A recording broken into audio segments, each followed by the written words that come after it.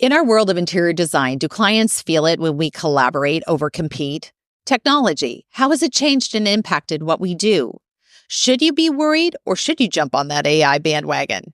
If you are feeling depleted, how does joining a professional organization give you the emotional and creative reboot you are so desperately craving? If you're curious about how collaboration and technology can benefit your business, you will not want to miss this episode with Jenny Cano. Jenny is a nonprofit executive with nearly 15 years of experience leading organizations through periods of transition and growth. For the last 8 years, her work has been focused on the home furnishings industry. She is the executive director of the Interior Design Society, a 50-year-old professional association serving residential interior designers. During her time at the Interior Design Society, she started a scholarship fund. She has created a consumer-facing initiative to educate consumers about interior design, and she has even doubled membership offerings. Also, be sure to stay to the end to hear about this week's Coaching Corner as I share my own insecurities about collaboration over competition.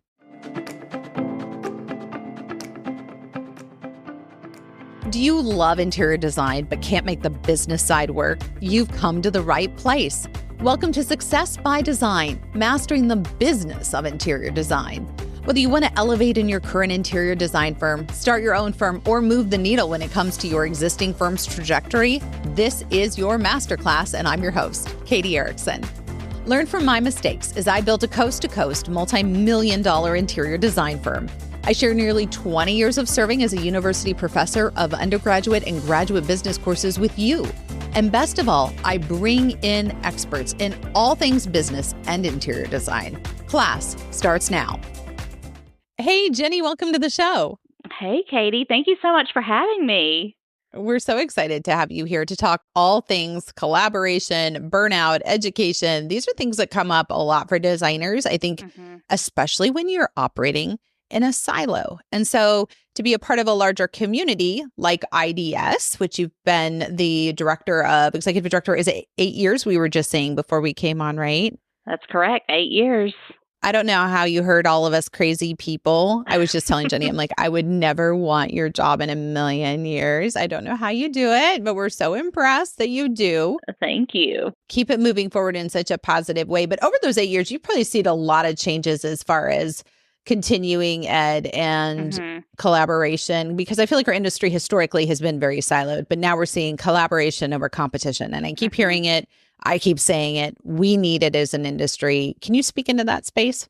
Yeah, I think a lot has changed over the past few years. And I think COVID obviously had a huge impact on people's collaboration because we realized that we can really work with people all over the world. Yeah. So I think that had a big impact on just the way that people see relationships and that it's not a competition thing. There's enough work for everyone.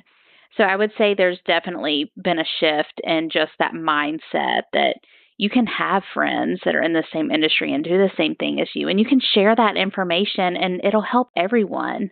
So I think, there's definitely been a big change with that. Do you think that's trickled down to the end users yet, to our clients, where they understand we're less about the competition and more about the collab? I don't know about that. I know. I feel like it's just delayed a little bit in getting in there. You know, what's interesting? The most successful designers that I'm seeing and that come on our show, they want the collab. They are not interested in the competition. I think there will always be that old school mentality of competition. Absolutely. But the ones that are killing it, like we're talking 7-figure businesses showing up on our show, they're in it for the collaboration. Agreed. And the same client isn't for everyone. Great point. Talk about that. Yeah, you just kind of have to accept that. You know, I mean, everyone is so different. They work differently. They have different styles, and some people aren't cut out to work with some people. You know, it's just something we have to accept. I think it's so true. And that's like the beauty of aging too, is just saying to a client, you're not a good fit. I mean, we had to tell a client that the other day, and they had Microsoft money. Like, that's a hard client to turn away. But just to say like, I'm so sorry, this isn't going to work. Like, we're going to save you from yourself because now we can see it coming because we've been in business for almost 2 decades, right? So like, no, we love you. We wish you the best. Like, thank you. Yep. It's not worth it. It's not worth it. And every time I try to talk myself into it, I'm like, oh, why did I do it? You see the dollar signs and they're hard to turn away sometimes. They're so hard to turn away. Let's talk about technology. How have you seen technology change in what we do? You kind of alluded to it with the idea that thanks to Zoom, we can work with people all over the world and Slack. And my gosh, how many communication channels don't we have? But how else has it impacted our profession? Well, I think designers have started embracing technology a lot more over the past few years, and they're realizing how much more efficient they can be when they use it. So I love to see it personally. I'm not a huge tech person myself, Yeah. but just implementing even simple things like calendar invites, like it's a game changer. Yes. It's a snowball effect. Once you see one thing work, then you just get hooked on it and you can keep going and going. But I mean, I think it's necessary these days with how we work so quickly and people expect that immediate response and immediate results. I think Yeah. technology, you got to have it and embrace it. Yeah, I totally agree. There was a brilliant article that we'll put in our show notes to the Wall Street Journal. It is paywalled, but it was talking about AI and design and how it's changing things so dramatically. It used to be that we looked at a client's Pinterest board to get a general idea. Now clients are going in and creating their own models in AI and saying, this is what I want my house to look like. How do I do that? It was an incredible article. It doesn't replace the designer. There's still the No. tangible touch. There's still the project management. So what would you say to the designers that hear that out there and start getting melty about the future of our profession? I think it's a good thing. I think you can learn a I lot do from too. it Yes. and use it to your advantage. Don't think of it as a negative thing. You know, you've got to just take it for what it is and use it when you can. I think AI is so cool. I love it. And, you know, I follow Jenna Gaduzak a lot. Yes. Love And her. just to see what she does with it, it's so cool. Yeah. It's a game changer. It's such a game changer. We use it all the time. We are using it on the daily in our business. And I want to say, like, if you're afraid of it, sometimes you got to hug the porcupine. Like, don't let it scare Right. you away. Like, fully embrace it and then decide if and how it does fit into your business model. But standing in the closet of fear doesn't get you out the door either.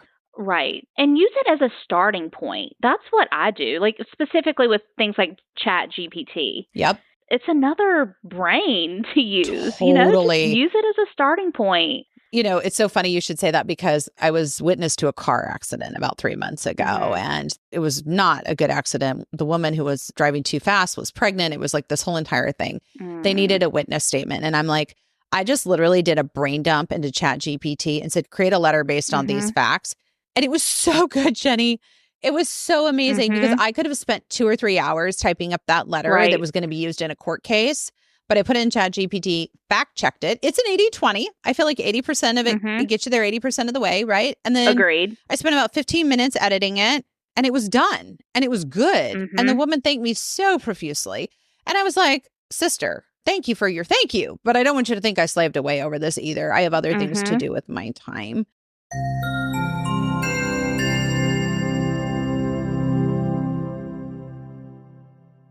Are you tired of trying to keep up with the latest trends in colors and fabrics and still run your business? I am going to share an industry secret tool that has become a powerhouse for our firm.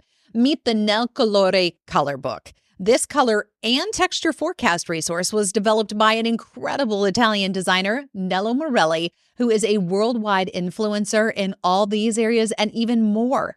Luxury brands from Milan to Paris consult with him. And now we are partnering with Nello to bring his expertise stateside and set you apart from your competition. This Nel Colore Color Trend Book includes sociological contents, color combinations, color notation systems, and forecasts of what you need up to 2 years in advance, so you can truly impress your clients and not have to worry about keeping tabs on the latest and greatest when it comes to trends. Design is based on our ability as interior designers to anticipate people's needs, wants, and social behaviors. This talent of anticipating the best colors, paints, and materials are what sets us apart as an industry and sets your work apart from the competition. This is why we are thrilled to share with you the Nel Colore Color Trend Book found exclusively in the showroom of The Studio on our website. We are providing the link for you in the show notes.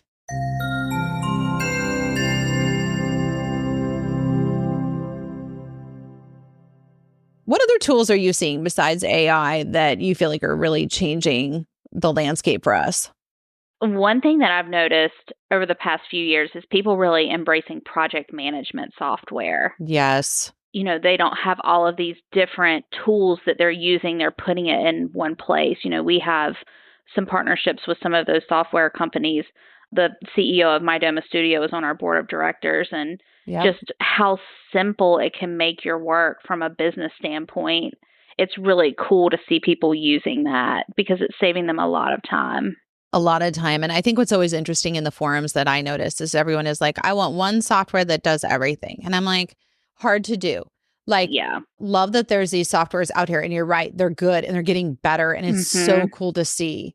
But also, there's never going to be a one size fits all, just like your firm is unlike anybody else's firm. Right. And I think sometimes we have this expectation of that. And then we get frustrated and we walk away. But like, if you're using 20 different softwares, we probably should talk because there's a MyDoma or something else in your future that can simplify your life in a very significant way. Even cloud, just so much cloud computing, putting files on the cloud. Oh, yeah. Game changer. Yeah. And I know a lot of people that are using things like Asana too. I haven't hopped on that bandwagon yet, but and Slack, I think those are great tools that people are using. We would die without Slack. We were in Asana and loved Asana, and then they burned us multiple times by rearranging our boards and whatever. So we opted out of Asana, and now we have our own. In fact, we'll put a link to it in the show notes, called Fibery, which is an incredible software that we've customized for design. That's amazing. But if it's a code red, you're going to find us in Slack. Do you guys use Slack too? So I use it externally with some of the people that we work with, but our team does not use it yet, and I think we should. I think we're missing out. Yeah. It was so funny. My husband walked by my office the other day, and he looked in, he's like, what's that meme you're sending to your people on Slack? I'm like, oh yeah, I do a meme whenever timesheets are due. We throw up the best, coolest meme of like, today's timesheet day. Do you want to get paid? And whatever it is, but it's just a fun way to remind everybody, get in your timesheets. We got to go, I love that. But it's just fun for stuff like that. Like it'd be fun to see how that would play out in your organization. How much does culture impact the use of technology in the design firms you're seeing? I think a lot. I mean, I think if you have someone leading your organization that is resistant to it, I think it makes it really challenging. And then, you've got the people that are really gung-ho about it, and it just seems way more efficient. And, I think it's important for people to stay on top of it just a little bit. You don't have to be a tech expert, but if you're ignoring it completely, you're going to get left in the dust.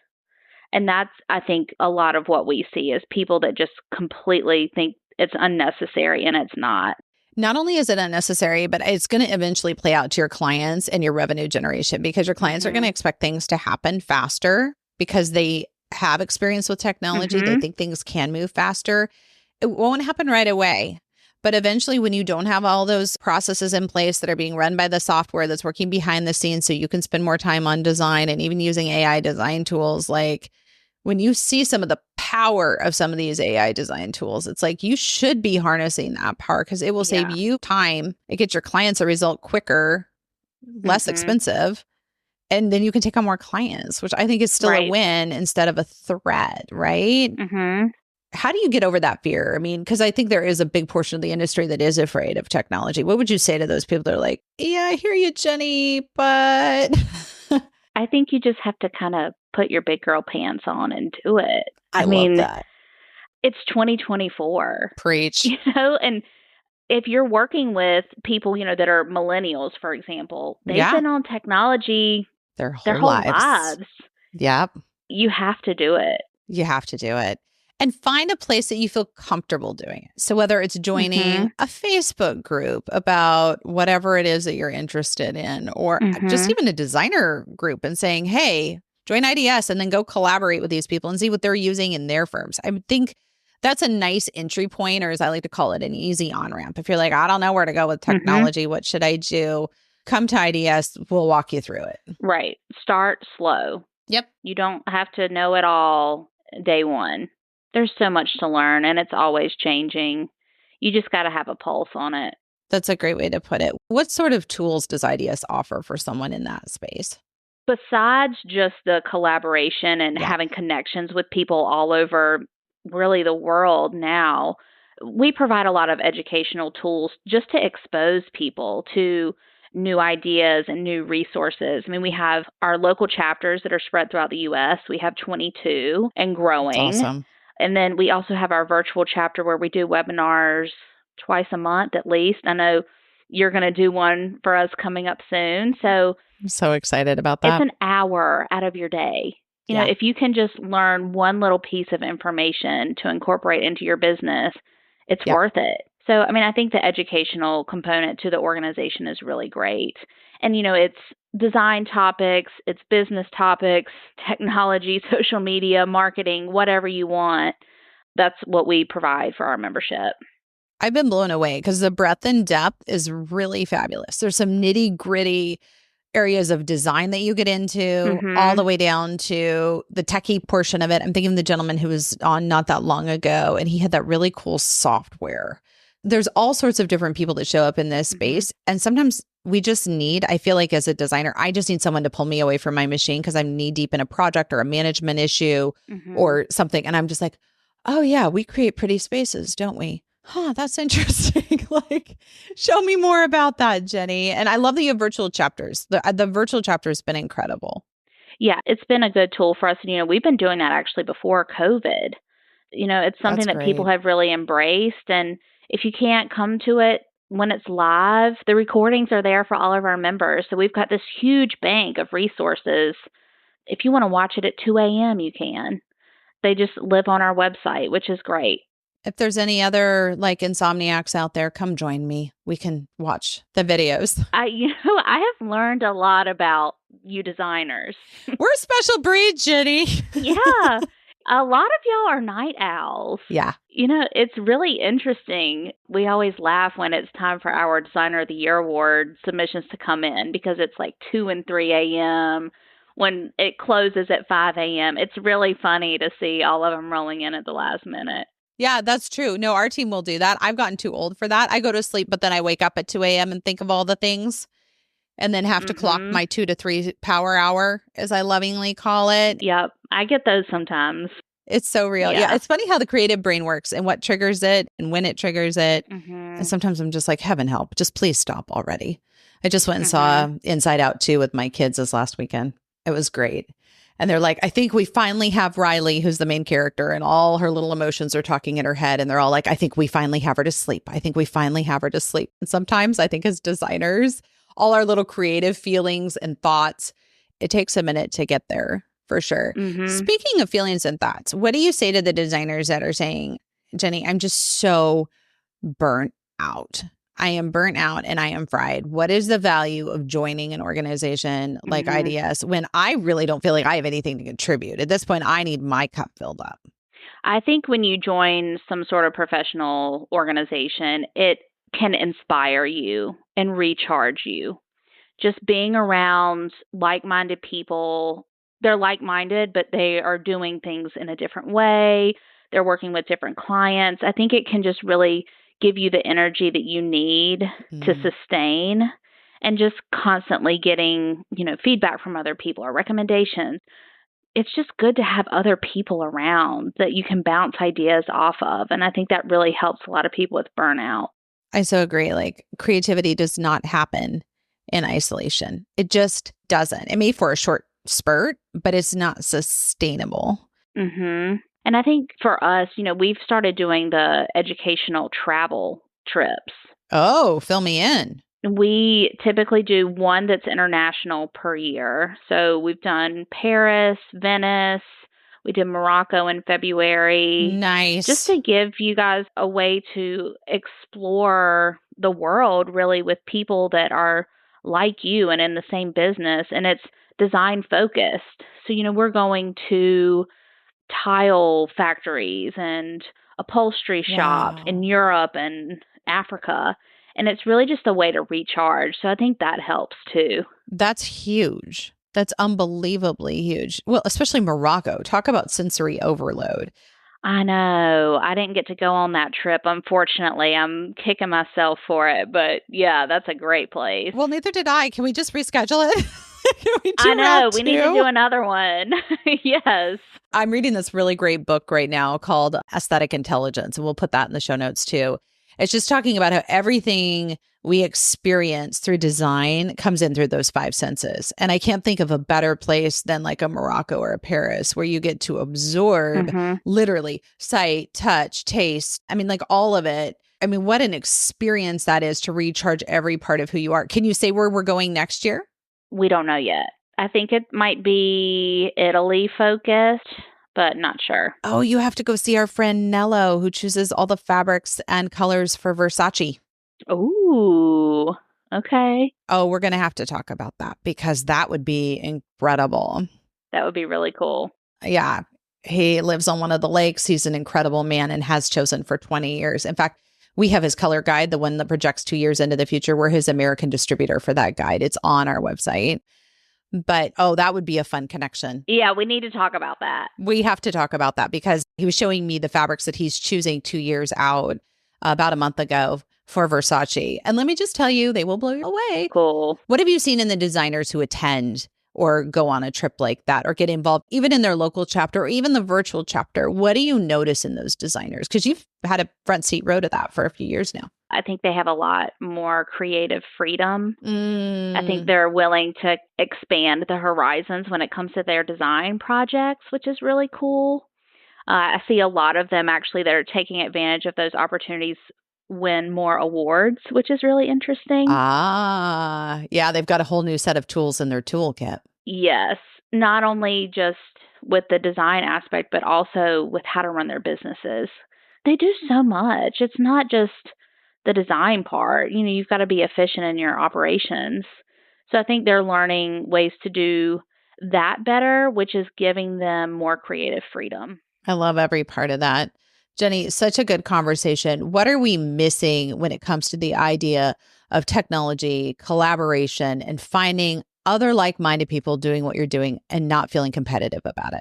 What are we missing? That's a really good question.